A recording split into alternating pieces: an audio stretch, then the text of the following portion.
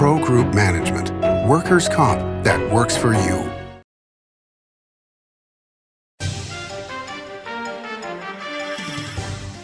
Welcome to Nevada Newsmakers. On the broadcast today, Phillip Monteiro joins us. He's an ex-Secret Service agent, and he's written a book called The Gray Bird of Baghdad. The whole story coming up next on an all-new Nevada Newsmakers. Pro Group Management offers workers' comp services to a growing number of industries. As businesses grow and change with the times, the need for a solid workers' comp program must be flexible and up-to-date. The evolving nature of regulations can make staying ahead of complex tasks challenging. But Pro Group Management simplifies the work so your industry can move forward and succeed. Pro Group Management, workers' comp that works for you. What do you count on? You count on your power every day. At NV Energy, we've always powered what's important to you, but we're not looking at the past. We're focused on the future. While our standards are high, our rates will remain low. And our commitment to renewables isn't just meeting standards, but leading the way. Because you can count on more than just your power. You can count on the company who brings it to you. That's our promise. You can count on it. Save money and take transit. Did you know you can ride the bus all day for less than what it would cost you for a gallon of gas? Plan your trip now by going to rtcwashoe.com. Ring in the holidays with $350,000 big holiday extravaganza at Carson Valley Inn. Over 1,000 winners. Weekly cash, free play, and up to $10K in cash every Saturday. And 2 grand prize drawings. Win up to $20,000 in cash. 'Tis the season for winning big at the Carson Valley Inn. This is Nevada Newsmakers with host Sam Shad, a no-holds-barred political forum. Now, from the Nevada Newsmakers broadcast headquarters, here is Sam Shad. And back on Nevada Newsmakers, we're delighted to welcome to the program Phillip Monteiro. He is the author of The Gray Bird of Baghdad, which you can find on Amazon and everywhere where you could buy books. And just to give you a little a word or two about him, he's a law enforcement, security, forensics, intelligence and bioterrorism expert. He spent over 20 years as a special agent with the U.S. Secret Service and served in the U.S. Navy, where he was trained in cryptology. He was a senior advisor to the Director of Weapons of Mass Destruction Intelligence for the DHS and received the Director of National Intelligence Meritorious Unit Citation for his work on Iraqi scientists, and he's appeared on The Forensic Files, National Geographic Channel, America's Book of Secrets on the History Channel, as well as local newscasts, including now Nevada Newsmakers. Welcome, sir. Thank you. Thank you for having me, Sam. Appreciate it. All right, so the first question I have to ask you with your background is, how do you sleep at night? Yeah, well, that's a good question. There were many sleepless nights when I spent my time in the Secret Service, so that's for sure. And I think there are other agents that did that job as well can attest to that. So a lot of sleepless nights, but now it's not so bad. So I'm good right now. All right, well, let's go through some of these things. Now, you worked, tell us about your time in the White House. Yeah, I was assigned to the White House after I was a Secret Service agent for about 8 years, and I was assigned to the White House from the Intelligence Division. So I was there for several years. President Clinton was in office at the time, so it was an incredible experience for me. A lot of travel, a lot of interesting things. The White House was a very busy place. And so it was quite adventurous, to say the least. Okay, so what kind of issues were you dealing with from the intelligence point of view? Well, when I was in the Intelligence Division, the President of the United States receives threats constantly. That just never stops. And so it's our job to investigate those thoroughly. And some of these investigations take us around the world. And I've participated in many of those investigations and making sure that we're aware of all of them. We uncover any plots or any individuals that are behind these things and determine whether or not these are real threats.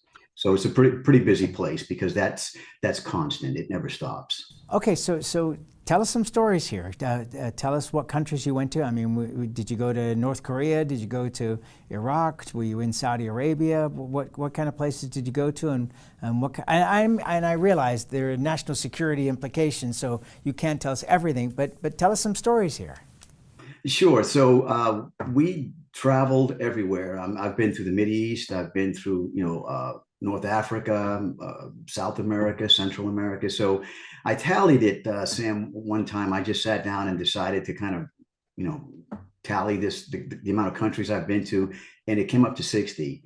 So it was quite a lot of traveling, and many of these things were in advance of the president. We would go out and do advances before the president visited a particular country, and so you'd be there for maybe 2 weeks before the president arrived, getting all the security measures in place. And other investigations involved criminal work. Many people don't realize, but the Secret Service is a criminal investigative organization.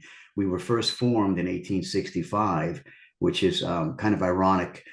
Because we had nothing to do with protecting the president back then. And it was the last official act that President Lincoln signed into law before he was assassinated, was the creation of the Secret Service. And it was done to stop the rampant counterfeiting that was occurring at that time. It was estimated that 1/3 of all the money in circulation was counterfeit. So we were created to fight that. So our origins are conducting criminal investigations. And over the years, we participated in many of the country's important criminal cases like the Teapot Dome scandal and others. And then eventually protection became part of our responsibilities. And with the Secret Service still, money laundering in casinos is one of the concerns. Sure. Counterfeit money being used in casinos was an issue. So we would be involved in, investigating those types of offenses. But now our breadth is even wider. We do cyber crimes, all types of financial investigations. And basically, the Secret Service is in play to protect the nation's payment systems. And that involves just many types of criminal investigations, bank forgeries and frauds, again, in cybercrime and so forth, which is big these days. All right, so we'll come back to that, but I want to pin you down here on some of your travels around the world. For example, did you spend time in Saudi Arabia, for example? I did. I visited Saudi Arabia twice. Once was in advance of the first Gulf War, when President Bush went to see the Saudis to get their cooperation and with the upcoming Gulf War. So I was sent in advance of that work, and I was doing intelligence work at that time. So and that involved meeting with the Saudi intelligence services, with their military, with their police, and so forth, to gather any types of intelligence information that might affect that particular visit. Okay, and what were your thoughts on meeting with them? Did they act in the same way that U.S. intelligence acts? Were they different? Were they easy to communicate with? Were they secretive? What kind of sense did you get from them? And of course, we're talking about the first President Bush, correct? That's correct. That's correct. Well, they were cooperative. Obviously, they didn't want anything to happen on their soil with the president. So to that extent, they were cooperative. But whether or not they actually give up all their information and let things be known to us is always questionable. But we have our own methods to determine those types of things. But they were cooperative. But you always got to be mindful that they may not tell you everything, and so we're aware of that going in. But by and large, it was a good visit. There were no issues. Just sitting talking with the Crown Prince of Saudi Arabia, who's in charge of all the intelligence matters, was a big job, because obviously that region of the world is very problematic. To say the least. Back then, were there behind the scenes conversations, for example, with Israel that we were not aware of publicly? Because Iran, even back then, was still of concern. We were supporting Iraq in those days. Oh, absolutely. There's obviously contentions to this day in the Middle East, as the Iranians trying to control the region, and they are going against the Saudis, who are doing the same. The Saudis and the Iranians are fighting it out right now for control in the region. And you can see that right now where the Iranian influence in Iraq has been growing, and it's problematic there now. And going back to my point about Israel, back in those days, did you have the sense that Saudi Arabia was having backdoor conversations with Israel at that point, or was that too early? Well, I'm sure there's always backdoor conversations going on between the countries. I don't think there's any doubt about that. But it is, it's just a contentious area, and we're constantly, dealing with intelligence matters coming out of those regions. We're concerned about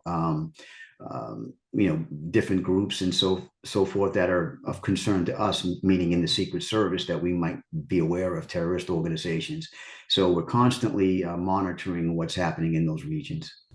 Let's talk about your experiences in cybersecurity.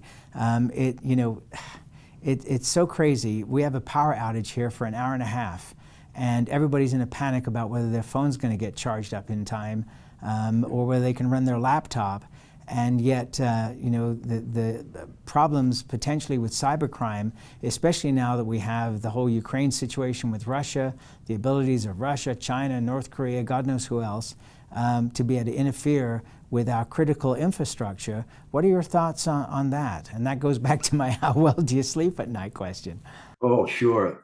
It's interesting because when I was in the Secret Service near the time that I had left, biological terrorism was at the top of the list for things that us to be concerned about. It was our number one priority for a period of time. That has been supplanted by cyber now because of our use of technology. Cyber is just a huge ongoing crime. So the Secret Service has taken a premier role in dealing with that, and it's global. It's a global phenomenon, and the important thing is to partner with our with countries around the world, to put a stop to this. And of course, technology is always advancing, and to defend against it, we're always kind of catching up. It just kind of outpaces us. So it's an ongoing issue to fight this global issue, which is transcontinental crime, cybercrime.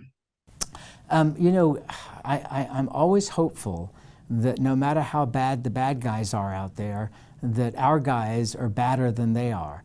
And you referred to that just moments ago as we're playing catch up. Are we not in advance in terms of cybersecurity, that if they were to do something to us, that we could do something equal or worse to them? Well, certainly, we have tremendous capabilities in that arena. But playing defense is always an issue. If you think about it, I think it's estimated that about 2/3 of our critical infrastructure are in the hands of private industries, not the government.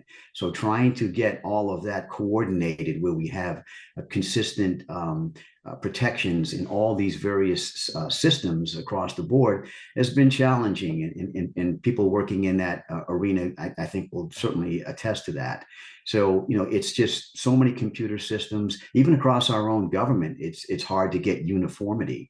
Many agencies can't talk to each other, and there's issues within our own government. So multiply that times 50 when you're dealing with the private industry as well. So when you look at a situation, I mean, because we have a proxy war going on in Ukraine, but the reality is the United States is supplying the majority of the weaponry that's being used against Russia. The Russians are very well aware of this. They have lots of proxies as well.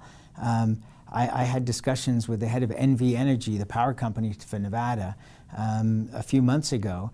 And in our discussion, I asked him, if there was to be a cyber attack on Nevada's power grid, what would be their backup? And they have old generators that they could crank up again, but might take weeks to come online. I mean, when you look at the potential for cybercrime to occur against this country, it's horrifying to think what the results could be.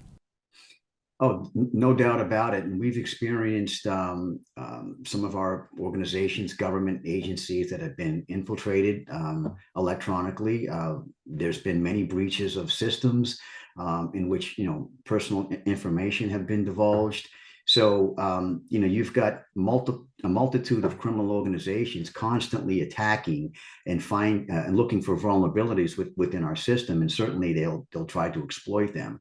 So when you're sitting back trying to play defense against this multitude of attacks coming in on a daily basis, it is definitely challenging. And of course, there's been a lot of discussions about our grid system in the United States, how it needs to be updated, and we need to provide better protection on it. So that's an ongoing thing, but it's not an easy thing to do because it just is so large, and it just takes a lot of effort and coordination. And then sometimes you have to have shutdown times in order to advance your technology. So there's just a whole myriad of issues that come with trying to upgrade our critical infrastructure. But it is rather necessary, to say the least. Let's take a break. We'll come back. We'll talk more with the author of The Gray Bird of Baghdad, an ex-Secret Service agent's desperate mission to save an Iraqi scientist, Stephen Phillip Monteiro. We'll be right back. It's a good time to win during the big deal $150,000 guaranteed giveaways at Tamarack Casino. $15,000 in cash and free play giveaways each week. And $50,000 in grand prize giveaways with 2 top prizes of $15,000 cash. Your good times are at Tamarack Casino. With Nevada's only transplant center and verified burn center, the science is here. With award-winning cardiologist and the state's only dedicated heart failure clinic, the talent is here. With Nevada's most advanced robotic surgery, the technology is here. And with the Silver State's only designated pediatric trauma center, hope is here. All because we are here. UMC. Like a traditional handmade basket, retail is woven into the fabric of life in Nevada. From big box to mom and pop, retail supports our communities in countless ways. Jobs for the disabled, team uniforms for kids, help for the elderly, and so much more. Retail employs over 1 in 10 workers. Retail supports Nevada, and we support retail. RANNV.org. I'm here at the Carson Valley Inn in Minden with Joey Whitaker, and you've got a lot of convention space and meeting breakout space for people. Tell us about what's available. Well, we can handle a group up to about 250, and anywhere as small as 10 or 15. So it really depends on what you're looking for, what the customer's looking for. We're open to anything. It's a beautiful drive, and if you live in South Reno, it's probably about 30-35 minutes, so it's real easy to get to. It's not a long way to get away to the Carson Valley Inn. Southwest Specialties has been making the homes and businesses of Nevada beautiful for more than 20 years. Their experienced designers and craftsmen create the walkways, backyards, water features, and a variety of outdoor cooking areas that add curb appeal and value to your investment. Call today or visit them at their website and see how they can make your outdoor spaces special. Southwest Specialties, creative, distinctive, beautiful. This is Nevada Newsmakers. And back on Nevada Newsmakers, we continue our conversation with Stephen Phillip Monteiro. He's the author of The Gray Bird of Baghdad. We'll talk about that in a moment. One of the other areas of expertise is bioterrorism. Tell us exactly what that is and how you were involved in it and how much it scares you, because it scares me. It's a scary topic. And thank you for bringing it up, because it's extremely important. So bioterrorism is basically the use of any natural organic disease in which it's then turned into a weapon and then made so that it can be easily distributed. So it can involve things like anthrax or any of the hemorrhagic fevers or tularemia or any natural occurring disease that you can then weaponize. And put it in a form where it's easily dispersible. That's bioterrorism. And of course, we've had attacks here in the United States. There've been attacks in other places around the world as well. And of course, when you're dealing with a bioterrorism attack in which the disease is contagious, you can certainly see the ramifications, which we just experienced with COVID-19, which gives you a little bit of insight into how scary it can be when you have these diseases that are contagious. And, with COVID-19, I don't think there's a country in the world that's not been affected by it. Millions of people have died. And I couldn't even think, Sam, to calculate the economic cost in that. So it is quite important for us. Do you believe that that COVID, which some people believe was a bioterrorism attack, or do you think that this was just a natural disease that spread across the country and around the world? I don't think it was deliberate, Sam. I think it came from the Wuhan lab.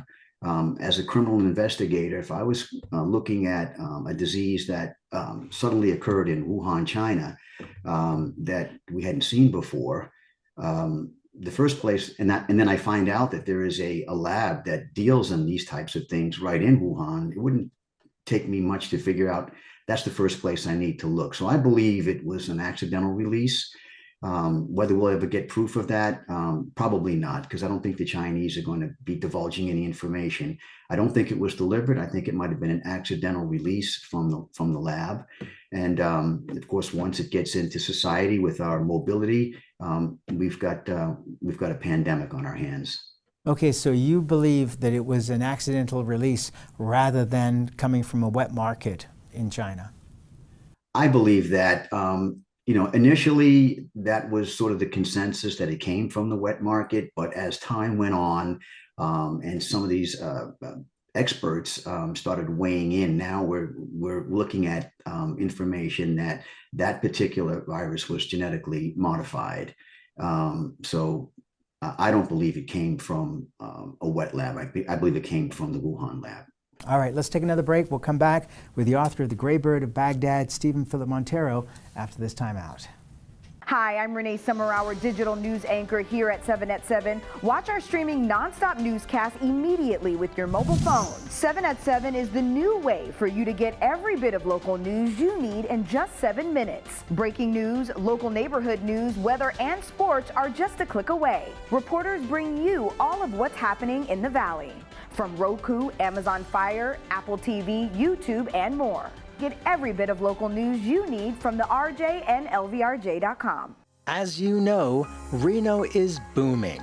Toll's Development Company is helping it grow with insightful design and development, building community with every project, adding beauty, adding excitement, emphasizing our shared humanity.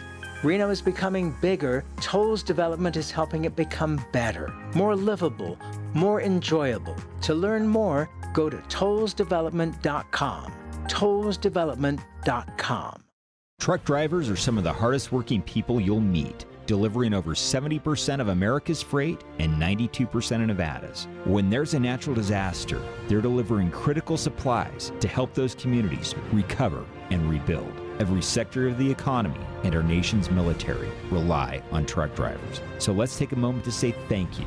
On the open road or city streets, our truck drivers are rolling to make our economy and our nation stronger. Trucking moves America forward. Each day, the Children's Advocacy Alliance partners with leaders, legislators, and families across Nevada to improve children's health, education, economic well-being, and safety. We recognize Nevada will be no better than the state of its children. Be a part of this change. Be a supporter of the Children's Advocacy Alliance. For more information, go to caanv.org. This is Nevada Newsmakers. And back on Nevada Newsmakers, we continue our conversation with Phillip Monteiro. He's an ex-Secret Service agent and the author of The Gray Bird of Baghdad. Your book is available everywhere where books are sold these days. Give us a brief overview of what the story is. Yeah, the story basically is of my search for a missing Iraqi bioweapon scientist who had information to help us protect against another biological attack in the United States. So on January 12th of 2006, my team and I set out to find this missing Iraqi scientist. 2.5 years later, we were successful. So The Gray Bird of Baghdad tells the story of those 2.5 years. Okay, and tell us a little of the intrigue that went along with this. Well, obviously there was a war going on in Iraq at the time, so that made it a little bit more challenging to find this missing scientist. And also at the time, Sam, there was a concerted effort by the insurgents and the jihadis to kidnap or kill all of the scientists within Iraq. And the reason that they wanted to do that was they didn't want the new Iraqi government to be successful. They thought it was going to be a puppet of the U.S., so they wanted it to fail. So one way they thought, at least, they could make that happen was to wipe out the brain power of that particular country. So they literally assassinated hundreds of these scientists. And that's what caused our guy to sort of go underground and move from place to place and adopt a disguise while we were trying to find him. So just added another measure, I guess, of intrigue or or whatever you want to call it to the particular case. But that's what took place at that time.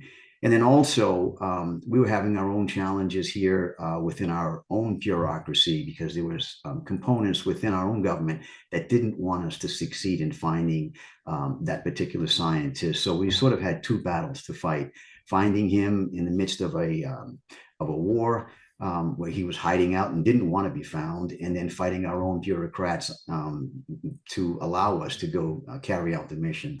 Can you give us a 15-second reason of why they didn't, the U.S. government didn't want you to find him? Yeah, I have my thoughts on it. Is that when we invaded Iraq, the reason that we invaded was because they had weapons of mass destruction, and that was our concern. But when we got in there, we realized that there weren't any weapons of mass destruction. That became a major embarrassment to the president, and we had our own soldiers coming back had been killed, and the press was just kind of going crazy about this whole thing as a war that didn't need to happen. So after a while, that sort of calmed down. And the last thing that they wanted was to bring up this weapons of mass destruction issue again and have our group have unfettered access to this WMD scientist. And they were afraid of what he might tell us. So there were certain components that just didn't want us to deal with this at all. The book is The Gray Bird of Baghdad. The author is Phillip Monteiro. It's a great read. I thank you for taking the time to do this, and lots of luck with the book, my friend. Thank you very much, Sam. And we'll be right back. I'm here at the Carson Valley Inn in Minden with Joey Whitaker. Entertainment here at the Carson Valley Inn is extraordinary. Yeah, super proud of the TJ's Corral, our outdoor venue, about 1,500 seats. We've had first-class entertainment out there. We've had Merle Haggard, we've had Chris Young, we've had Lee Bryce a couple times, we've had Pat Benatar, Joan Jett, who's in the Hall of Fame. We're real proud out there, and it's just a great time. Watch CarsonValleyInn.com and grab those tickets early. It's not a long way to get away to the Carson Valley Inn. Take a look at Pro Group Management and see how your workers' comp requirements can be met head-on. By taking a proactive approach, Pro Group can assure that your company is meeting or exceeding state and federal standards. As you move forward in your industry, Pro Group moves with you, simplifying regulatory tasks, clearing the way so you can get the job done and look to your future success. Pro Group Management, workers' comp that works for you. Retail's impact on Nevada's economy? Enormous. 8,600 businesses, large and small, employing 145,000 workers. And last fiscal year, retail paid tax on nearly $60 billion in sales. We're the Retail Association of Nevada. We support retail, we help it grow, and we mean business. RANNV.org. Win during the Big Deal $150,000 guaranteed giveaways at Tamarack Casino. As always, you can watch Nevada Newsmakers 24 hours a day at NevadaNewsmakers.com. We'll see you on the next show.